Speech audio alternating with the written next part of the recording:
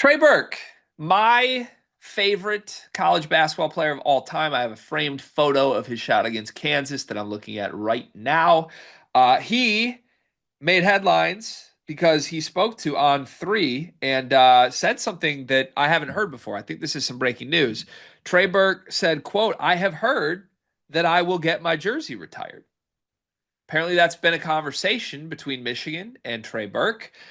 This would be big news. It's been long speculated if this would happen from a Michigan fan perspective, because Michigan is kind of weird. They do the stoic Michigan man bullshit, respectfully, where they want you to graduate from Michigan in order to honor you. And Trey Burke obviously was a 2-year player that went on to the NBA. As far as I know, Michigan has not really honored anybody in the rafters in that sense in recent years, in the John Beeline and onward era of players that did not graduate from Michigan. Trey Burke would obviously be the first name off the board if you're going to start honoring some of these names. And I would love to see this happen. But Burke himself saying, "I've been told it will happen." Should he get his jersey retired? 100%. Was he National Player of the Year? He was National Player of the Year, correct? Yes. He was National Player of the Year at the University of Michigan. He should 100% have his jersey retired. He was incredible, led them to the national championship game. He was, me as a Michigan State fan, he was one of the, Trey Burke was like universally, I think, loved, kind of like, even if he did like bust Michigan State's ass and, picked Keith Appling's pocket.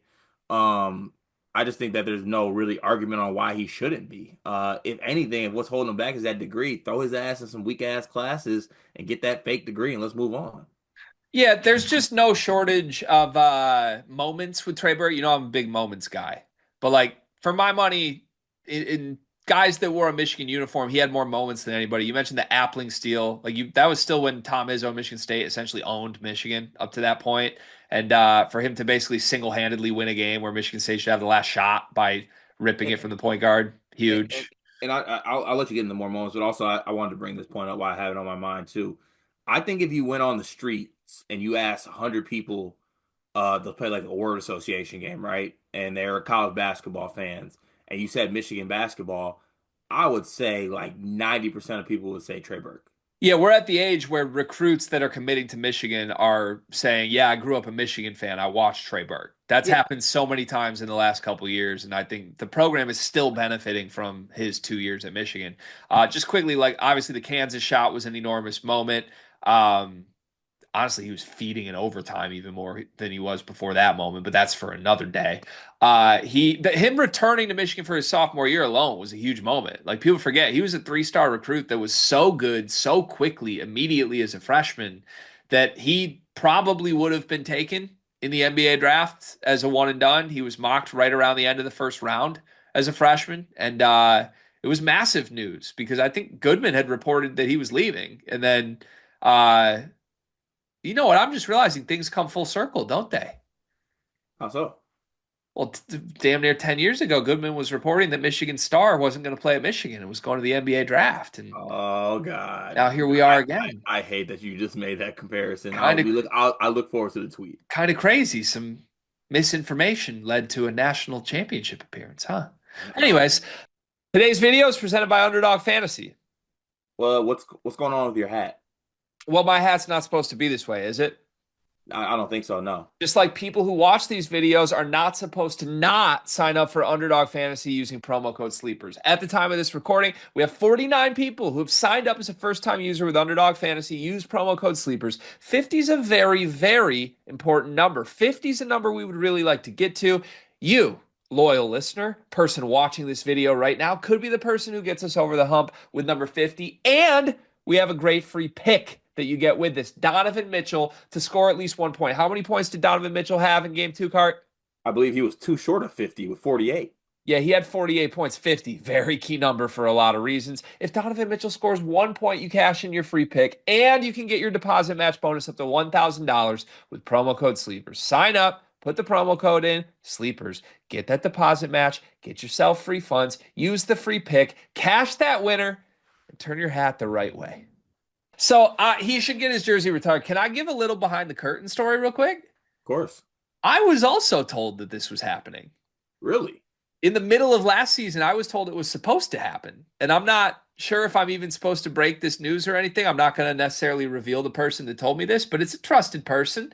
And yeah, they like a person that would know like if logistical things are being moved around to prepare for this. Like I was told there was like Trey Burke celebration night stuff printed and made, and it was supposed to happen last year. I was even given a date and a game, and I was gonna go because I really wanted to be there for it. I don't know what happened. I was told a couple months before. I don't know what changed.